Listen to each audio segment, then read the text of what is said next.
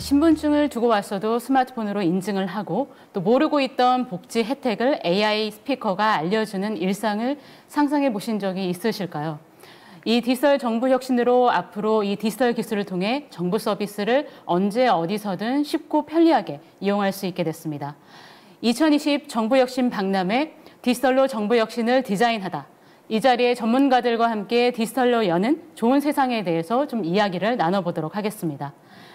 저는 오늘 사회를 맡은 전자신문의 김지선 기자입니다. 오늘 이 자리에 디지털 정부 혁신을 디자인하는 네 분을 모셔봤는데요. 먼저 디지털 정부 혁신 전반과 향후 추진 계획을 소개해 주실 행정안전부의 디지털 정부 정책과 정영관 서기관님 오셨습니다. 예, 안녕하십니까. 행정안전부에서 디지털 정부 혁신 업무를 맡고 있는 정현관 서기관입니다. 오늘 이 자리에서 디지털 정부 혁신에 대한 소개와 국제사회에서 한국 디지털 정부에 대한 평가에 대해서 간략히 말씀드리겠습니다. 네, 비대면 서비스 확대 그리고 모바일 신분증 과제를 소개해 주실 금융결제원의 박정현 팀장님 오셨습니다. 안녕하십니까. 금융결제원에서 모바일 신분증 업무를 담당하고 있는 박정현 팀장입니다.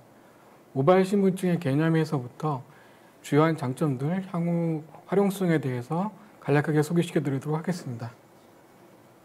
네, 국민 맞춤형 서비스 혁신과 그리고 국민비서 과제를 소개해 주실 한양대학교의 김종우 교수님 오셨습니다. 예, 안녕하세요. 한양대학교 경영대학의 김종우 교수입니다. 행정안전부, 전자정부, 민간협력포럼의 지능형 서비스 분과위원으로 참여하고 있고요. 오늘은 국민 맞춤형 서비스 혁신 그리고 국민비서에 대해서 말씀드리도록 하겠습니다.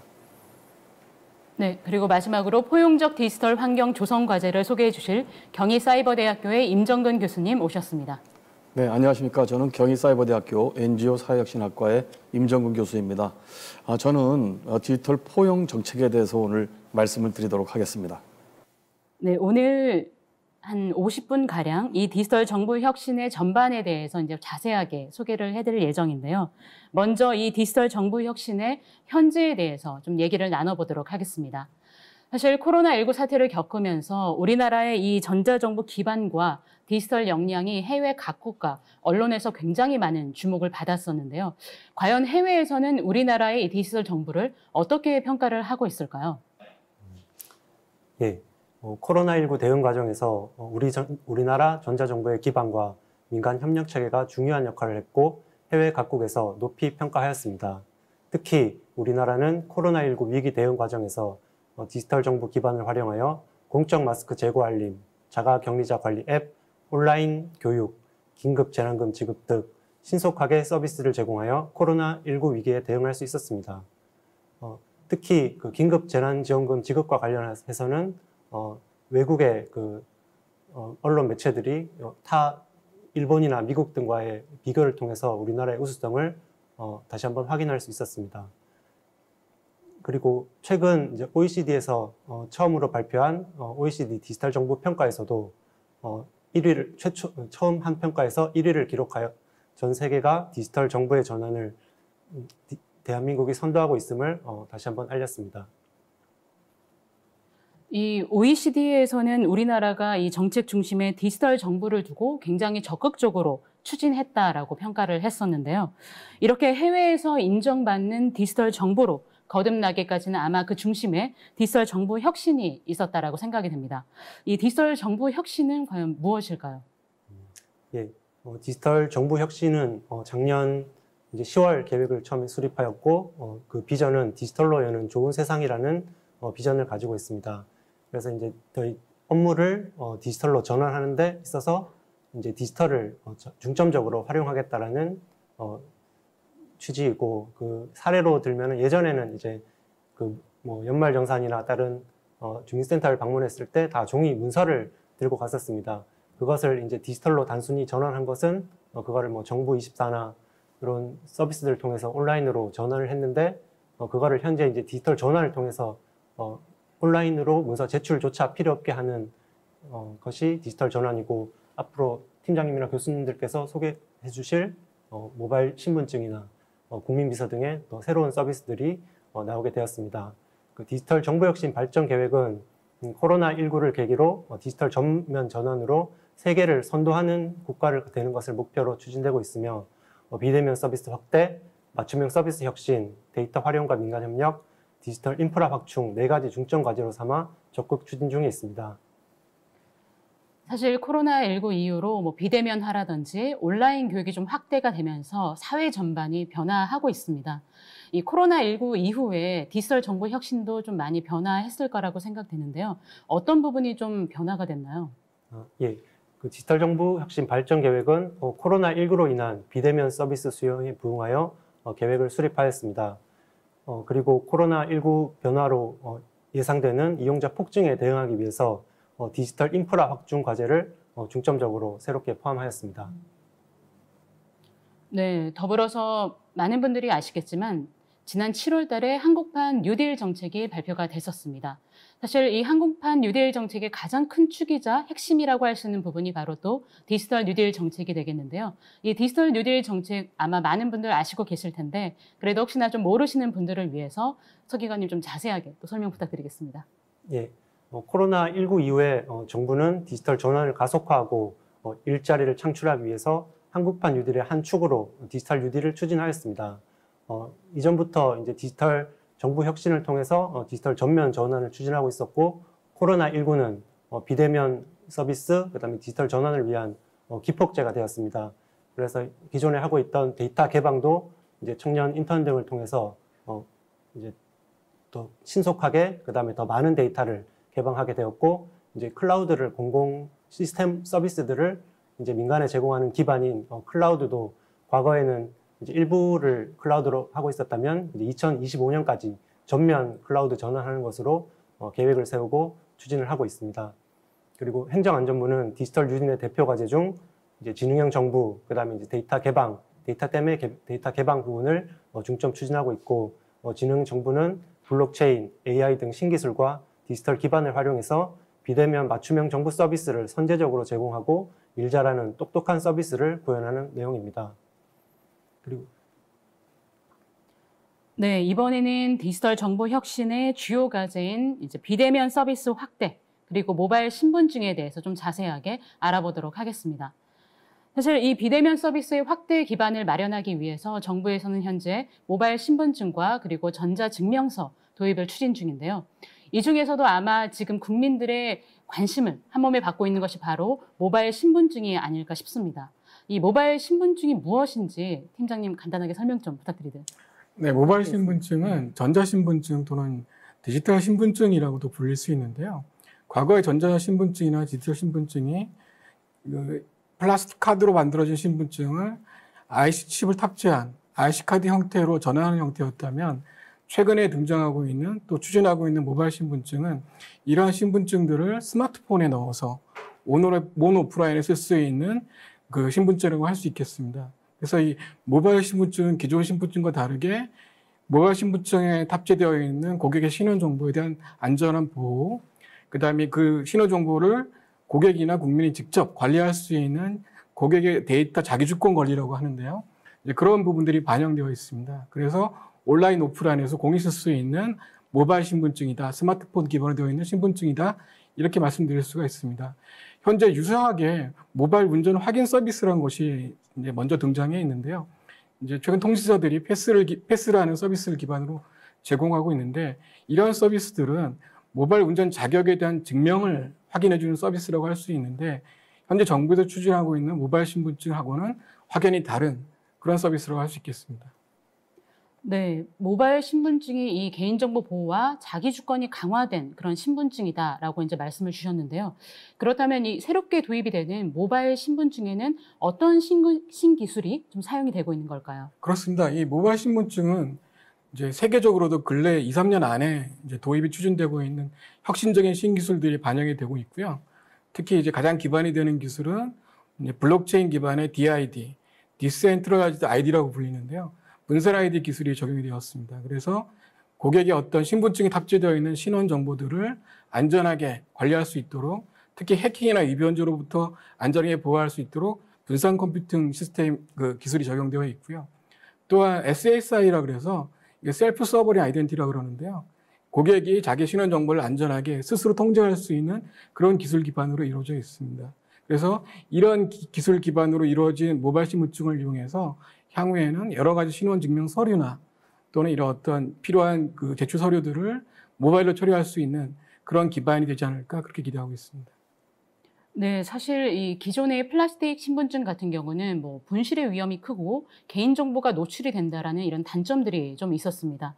이 플라스틱 신분증과 비교를 해봤을 때 모바일 신분증 같은 경우는 왜 필요하고 또 어떤 점에서 좀 차이가 있을까요? 일단 플라스틱 신분증 같은 경우는 분실이나 훼손의 위험에 많이 노출되어 있었습니다. 제가 이제 기억하기로 그 국가 신분증의 어떤 재발급의 대부분 한 80, 70% 이상이 훼손이나 분실에 따른 것으로 알고 있는데요. 이게 모바일 신분증으로 전환되었을 경우에는 이런 훼손이나 분실 위험으로 또 좌우를 거라고 예상을 하고 있습니다. 특히 또 이 플라스틱 기반의 신분증들은 제출 과정에서 고객의 신원 정보가 노출되는 단점들이 있는데요. 이 모바일 신분증은 데이터를 통해서 신원 정보가 전송되기 때문에 그런 것으로부터 안전하다고 말씀드릴 수가 있습니다. 그리고 특별히 모바일 신분증 같은 경우는 온라인에서 처리할 수 있는 장점이 있습니다. 기존의 플라스틱 신분증은 오프라인에서만 적용이 가능했었는데요. 온라인에서 자유롭게 쓸 수 있는 장점이 있는 반면에 또한 이 QR코드나 또 바코드 또는 근거리 통신 기술을 이용해서 오프라인에서도 출입 통제나 또는 도서 대출 또는 다른 같은 지역 서비스에서 이용할 수 있는 장점이 있거든요. 그래서 온라인, 오프라인 공이 그 신분증의 정보를 안전하게 보호하면서 이용할 수 있는 장점이 있는 서비스라고 할 수 있겠습니다. 네. 이번에는 이 디지털 정부 혁신의 또 다른 주요 과제인 국민 맞춤형 서비스 혁신, 그리고 국민비서 과제에 대해서 좀 얘기를 나눠보도록 하겠습니다. 사실 이 디지털 정부 혁신으로 이 국민들이 정부에서 제공받는 서비스들이 굉장히 더 편리해지기를 좀 기대를 하고 있을 텐데요. 이 국민에게 제공되는 서비스 측면에서 좀 추진하고 있는 과제들이 어떤 것들이 있는지 교수님 좀 설명 좀 부탁드립니다. 디지털 정부 혁신의 중점 과제 중에 하나가 맞춤형 서비스 제공입니다. 디지털 기술을 이네이블러로 활용해서 고객의 경험을 혁신하는 일종의 디지털 트랜스포메이션의 정부 버전이라고 생각하시면 될 것 같습니다. 정부의 고객은 시민, 그리고 기업, 그리고 내부 고객인 공무원이 있습니다. 이들에게 디지털 기술을 활용해서 고객 관점에서 새로운 가치와 경험을 창출하는 그런 서비스를 제공하는 것이 목적입니다. 이러한 맞춤형 서비스의 핵심은 통합적이고 선제적인 서비스의 제공이 되겠습니다. 구체적으로 현재 추진하고 있는 대표적인 맞춤형 서비스 과제로는 국민비서 서비스, 민원상담 365 서비스, 그리고 통합 콜센터 등이 있습니다. 사실 이 국민들이 필요한 공공 서비스를 잘 몰라서 신청을 하지 못한다라든지 아니면은 이 세금 납부 기한을 놓치는 같은 그런 좀 불편함이 있었거든요.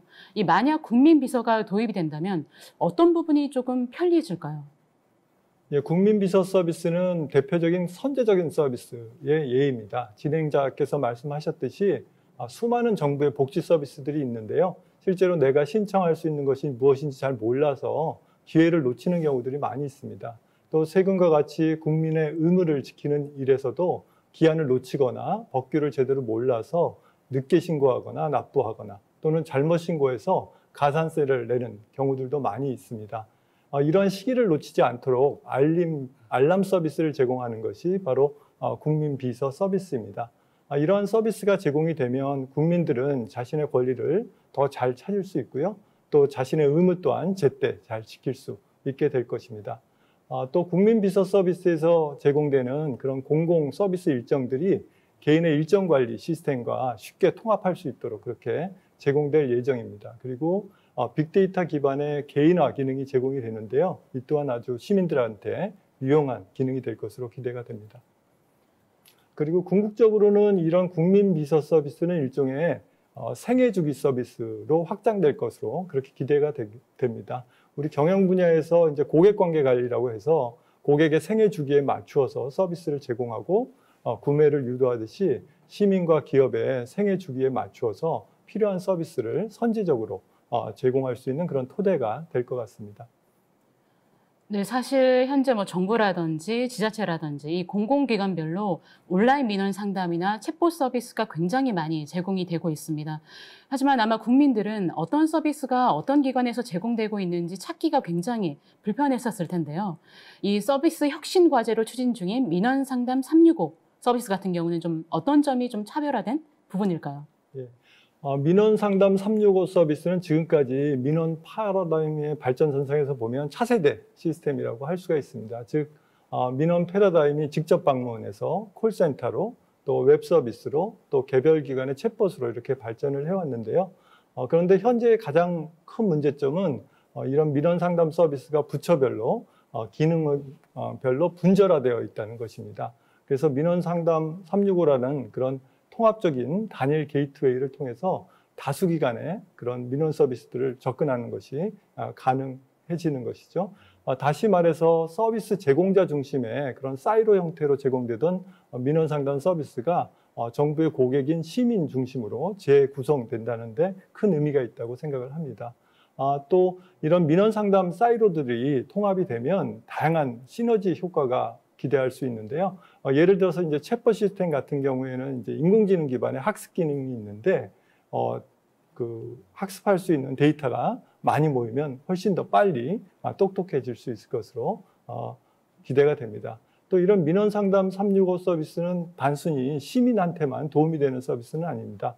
반복적이고 단순한 그런 질의응답 처리 업무들을 담당하는 공무원들이 이런 업무들을 챗봇을 통해서 자동화하고 그 시간에 보다 고품질의 행정 서비스를 계획하고 실행하는 데 집중할 수 있을 것으로 그렇게 기대가 됩니다.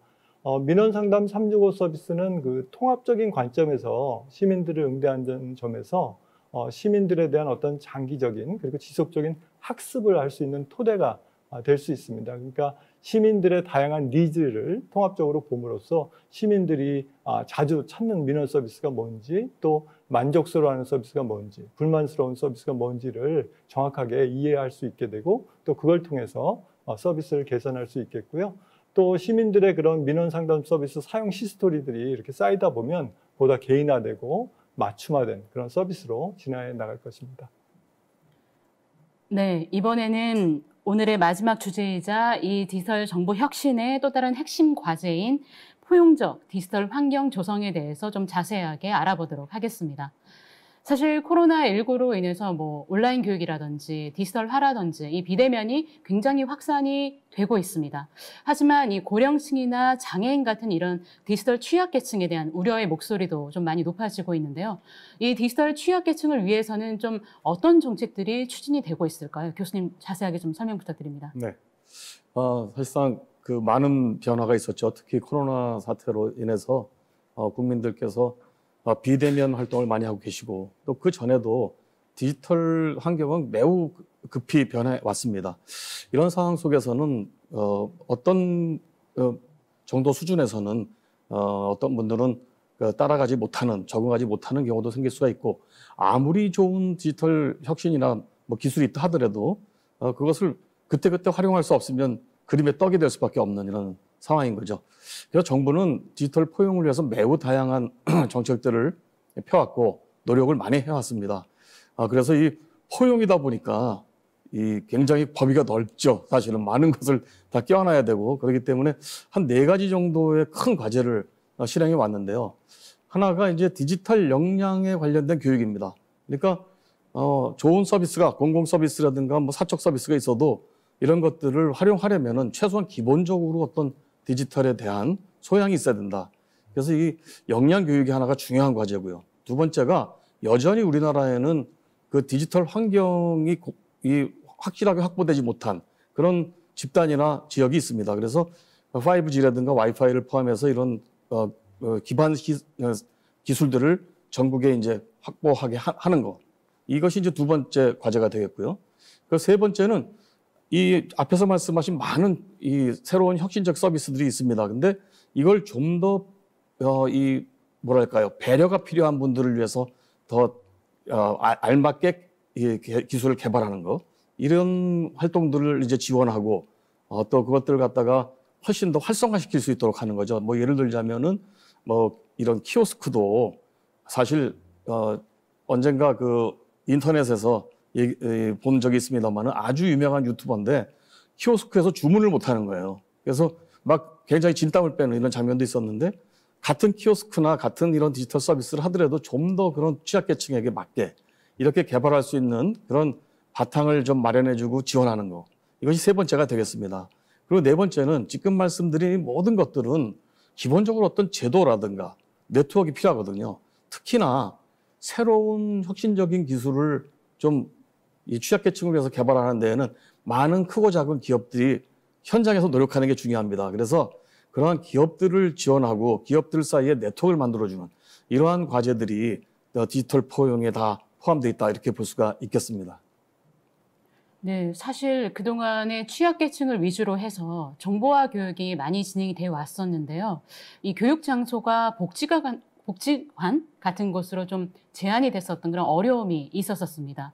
사실 이번에 마스크 앱 사례를 좀 보면서 이 디지털 역량이 굉장히 중요하다라는 걸 많은 분들이 공감을 하셨을 텐데요.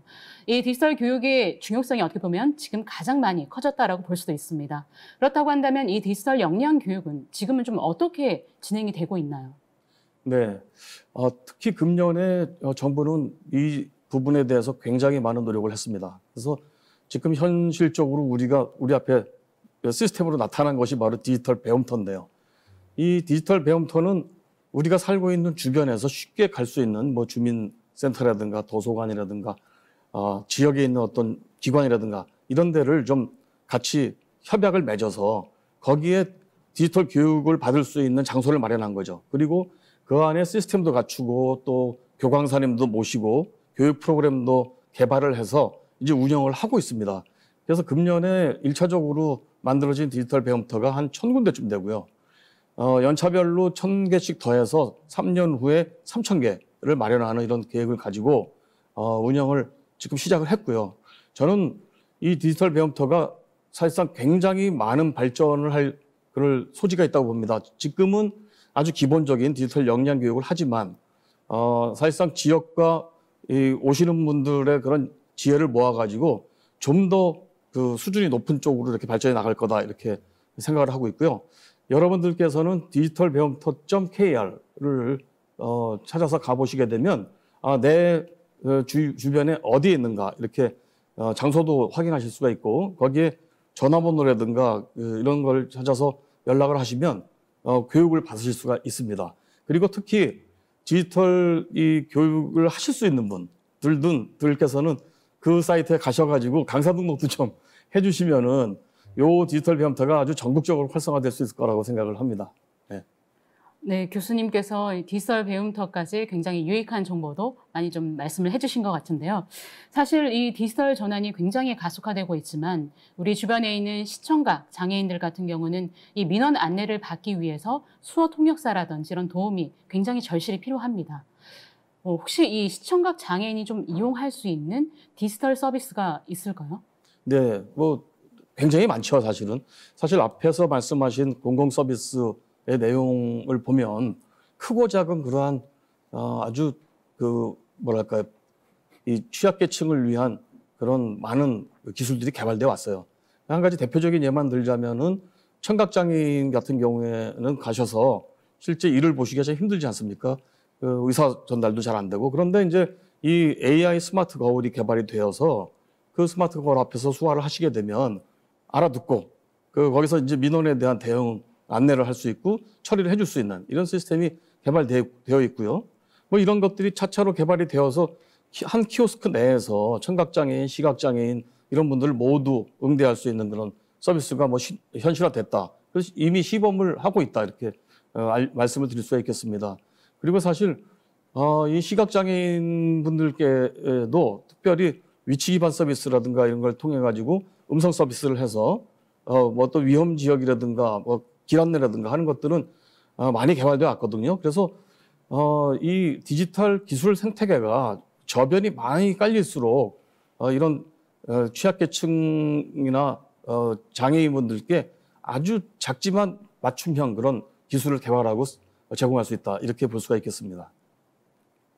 네, 지금까지 거의 30분가량 디지털 정부 혁신이 어떻게 꾸준히 진행이 되어 왔는지 구체적인 내용들을 좀 살펴봤는데요.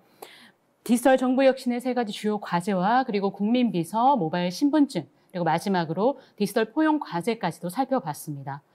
이 외에도 아마 디지털 정부 혁신을 위해서 다양한 것들이 좀 추진이 되고 있을 것 같은데 이 외에도 저희가 좀 주목해 볼 만한 그런 과제들은 어떤 것이 있을지 지금부터 조금 더 살펴보도록 하겠습니다. 먼저 이 세 분의 전문가가 이야기를 해주신 그 국민비서 그리고 이 모바일 신분증, 디지털 포용 과제 외에도 좀 자세한 이제 과제들을 좀 살펴보도록 할 텐데요.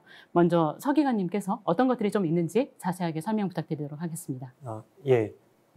지금 교수님과 팀장님께서 설명해 주신 모바일 신분증, 그다음에 그 국민비서 위에도 마이데이터, 공공개방, 그다음 디지털 서비스 전문 계약 제도가 시행되고 있습니다. 그리고 5G 기반의 스마트 업무 환경을 확충하여 그 선도적으로 5G를 이제 5G 인프라를 확대하려는 계획도 가지고 있습니다. 대표적으로 마이데이터 서비스를 소개를 드리면 공공기관이 보유한 개인 정보를 본인이 검색하고 저장하고 그 다음에 제3자에게 제공할 수 있도록 해서 국민의 데이터 주권을 구현할 수 있게 됩니다. 그래서 국민들은 마이데이터를 통해 각종 할인 감면, 주택 청약 가점, 보조금 긴급 지원 등의 각종 증명서 대신에 꼭 필요한 데이터만을 제공해서 자격을 증명할 수 있습니다. 이러한 내용들을 이제 꾸러미 데이터라고 얘기를 하는데 이제 꾸러미 데이터 중에 만약에 청약이다라고 하면은 이제 전체 문서를 각각 제공하는 대신에 이제 꼭 필요한 데이터만을 제공할 수가 있고 그다음에 이제 디지털 서비스 전문 계약 제도를 좀 소개를 드리면 과거에는 이제 정부가 국민에게 서비스를 제공할 때 이제 정부가 직접 개발하는 방식을 취했습니다. 근데 이제 정부도 직접 개발을 할 수는 있지만 그 민간에도 정부보다 더 개발을 잘하고 그다음에 이제 더 좋은 서비스들이 이미 나와 있는 경우도 있습니다. 근데 이제 지금까지는 그런 서비스들을 좀 쉽게 이용할 수 있는 방법이 없었다고 하면은 이제 디지털 서비스 전문 계약 제도를 통해서 이제 국민에게 필요한 서비스를 이제 좀 빠른 시일 내에 그다음에 이제 직접 바로 도입할 수 있는 그런 기반이 마련되었습니다. 예. 이외에도 뭐 디지털 정보혁신 과제 중에서 또 우리가 주목해 볼 만한 과제는 또 어떤 것이 있을지 임정근 교수님 또 설명 좀 부탁드리겠습니다. 네, 디지털 포용과 관련해서 말씀을 드릴 수 있는 것은 아까 말씀드린 대로 많은 취약계층이라든가 일반 국민들께서도 디지털 활용 때문에 애로사항을 느끼시는 분들을 위한 다양한 기술이 개발돼야 되거든요. 근데 이 다양한 기술을 개발하는 것은 정부라든가 큰 기업들만이 할 수 있는 것은 아닙니다. 왜냐하면 그 현장이 매우 다양하고 그 요구 수준이라든가 필요 수준도 굉장히 차이가 많기 때문에 사실상 그런 것들을 제대로 파악할 수 있는 그런 생태계가 있어야 되거든요. 그걸 위해서 정보화진흥원은 디지털 사회혁신 지원센터라고 하는 것을 지금 운영을 시작했습니다. 전국에 3군데를 지정을 했고요. 이거는 아까 말씀드린 디지털 배움태보다는 한 단계가 높다 이렇게 보시면 되겠습니다. 그러니까 거기에 어떤 분이 가시냐면 내가 이러한 사회 문제라든가 실제로 해결하고 싶은 문제가 있는데 이걸 디지털로 해결하려면 어떤 기술이 필요하지? 이 디지털 기술을 활용해서 좀 더 혁신적인 아이디어를 내고 싶은데 그러려면 내가 기반이 뭐가 필요하나? 이럴 때 바로 이 디지털 사회혁신 지원센터를 가시면 되는 거죠. 그래서 이곳에서는 조금 더 많은 어떤 기술적인 자원과 시설을 갖추고 전문적으로 좀 이런 교육을 제공하려고 하는 이런 장소라고 보시면 될 것 같고요. 사실상 이 디지털 사회혁신 지원센터를 가지고서 그 주변의 주민들하고 같이 협업을 한다든가 또 여러 가지 요구사항을 같이 파악해서 어떤 문제를 해결한다든가 하는 그런 실험적인 것들을 많이 할 수 있다고 봅니다.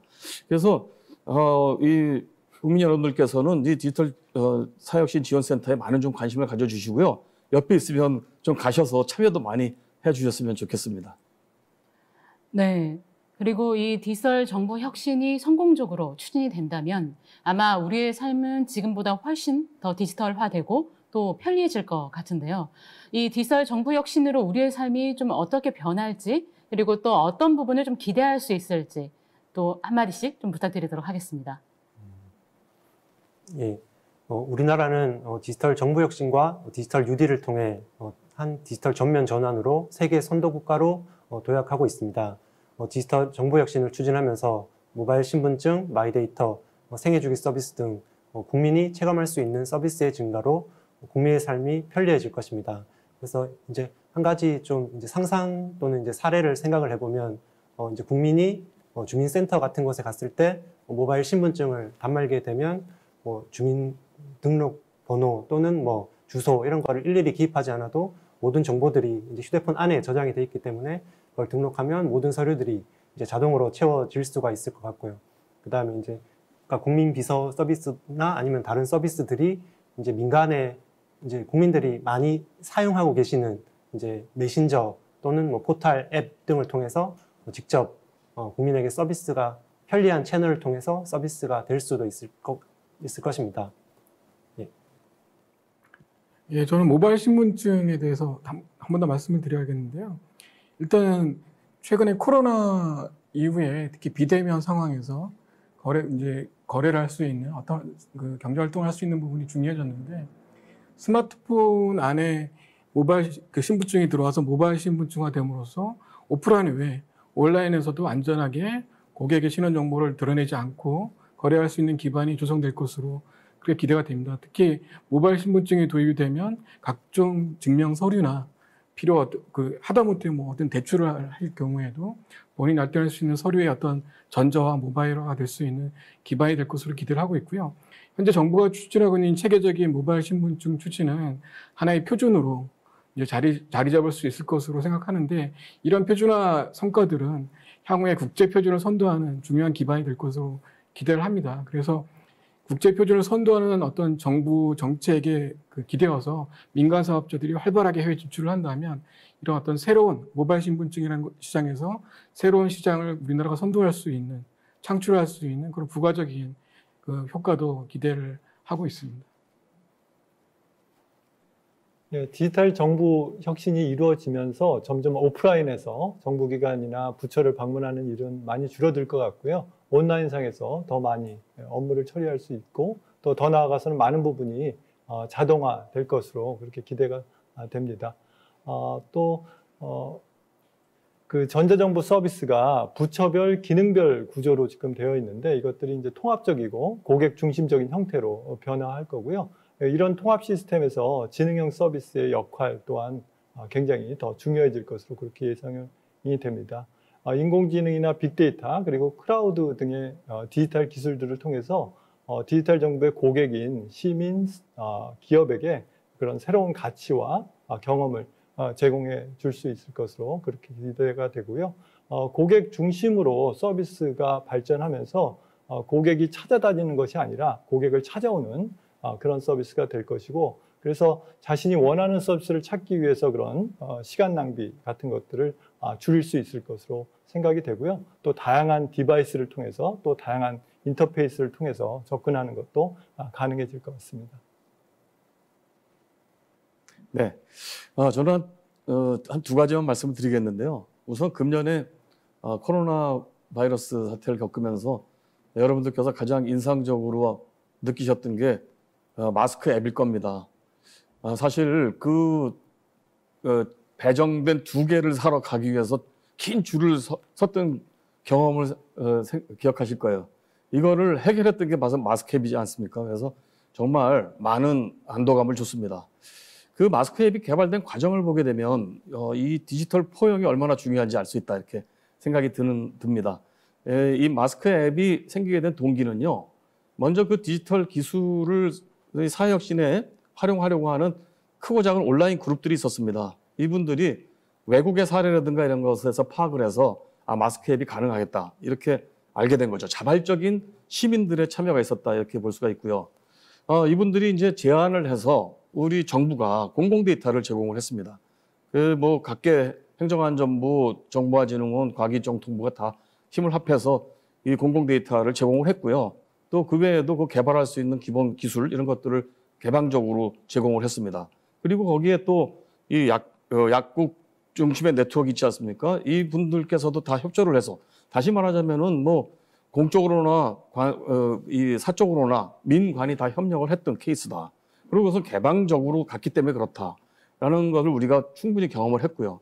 사실상 그런 의미에서 본다면은 디지털 포용이라고 하는 것도 단순하게 우리가 서비스를 해드리는 것뿐만이 아니라 그런 역량을 강화해서 그분들로부터 의견도 받고 그분들로부터 제안도 받아가지고 그야말로 이 정말 발전적인 민관 협력의 하나의 모델을 만들 수 있다. 따라서 디지털 포용을 좀 더 폭넓게 그리고 디지털 혁신과 같이 가는 국민 이런 관점에서 봤으면 좋겠다 이렇게 말씀을 드리겠습니다.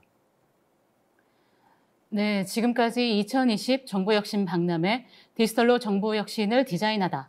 이 디지털로 정부혁신을 디자인하는 전문가 4분과 함께 디지털 정부혁신으로 우리의 삶이 어떻게 바뀔지 변화할지 이야기를 좀 나눠봤습니다. 이 본인 인증부터 정보 서비스 신청, 납부, 처리 결과까지 이 스마트폰으로도 확인할 수가 있고 이 디지털 역량 교육으로 우리 더 많은 국민들이 디지털 서비스를 이용할 수 있는 미래를 기대해 보겠습니다. 이상으로 시청해주신 여러분 감사합니다.